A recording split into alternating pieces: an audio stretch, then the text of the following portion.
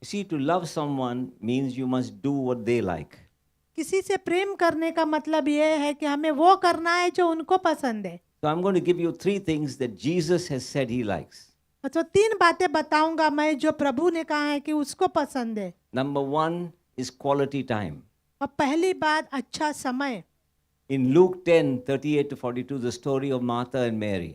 लूका 10 अध्याय में मार्ता और मरियम की कहानी लिखी हुई है। Jesus says that Mary has chosen the better thing, इसी कहता है कि मरियम ने उत्तम भाग चुना है, to sit at his feet उसके चरणों में बैठने का and listen to him. और उससे सुनने के लिए। We are living very fast lives, isn't it? And I'm getting convicted myself as I'm talking to you. हम बहुत भाग दौड़ भरी जिंदगी जीते हैं। What happened to Martha, the sister? Martha के साथ क्या हुआ? 3 things. 3 बातें हुई। She was first of all distracted. उनका ध्यान भटका हुआ था। Number 2, what was she distracted by?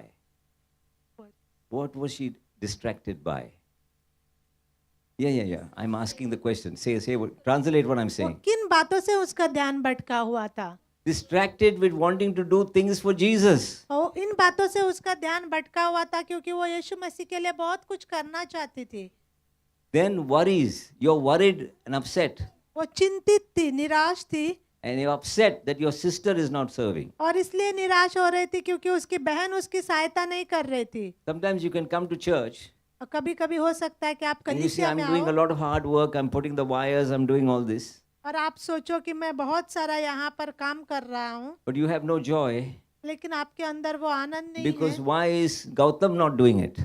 क्योंकि आप देखते हो कि क्यों दूसरा मेरी सहायता नहीं कर I'm रहा है। doing it, Gautam is not doing. I'm angry with him. मैं कर रहा हूँ और वो भाई मेरी सहायता नहीं कर रहा है तो वो क्रोधित हो जाता है। I only took his name because I know his name. मैंने इसीलिए उनका नाम लिया क्योंकि मैं उनको जानता हूँ।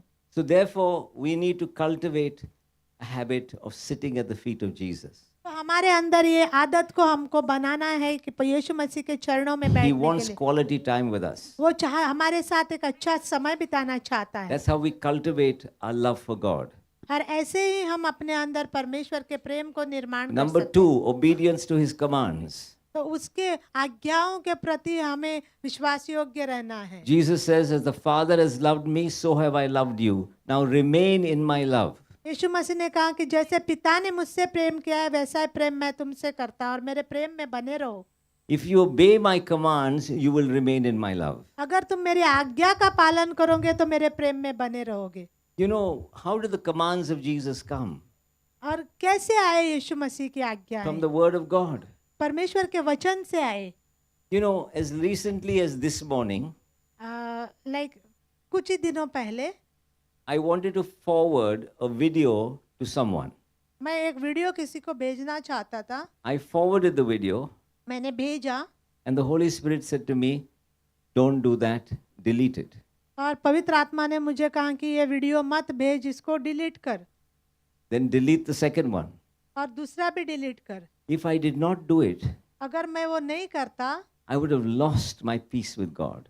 तो अगर मैं नहीं करता तो मेरी अंदरूनी शांति को मैं खो देता। So there are the big things from the Word of God, big things, bada cheese from the Word परमेश्वर of के God. वचन से बड़ी-बड़ी बातें भी है, But also the small whispers of God must be heard. लेकिन छोटी-छोटी बातें भी परमेश्वर से सुनी जानी चाहिए। All right?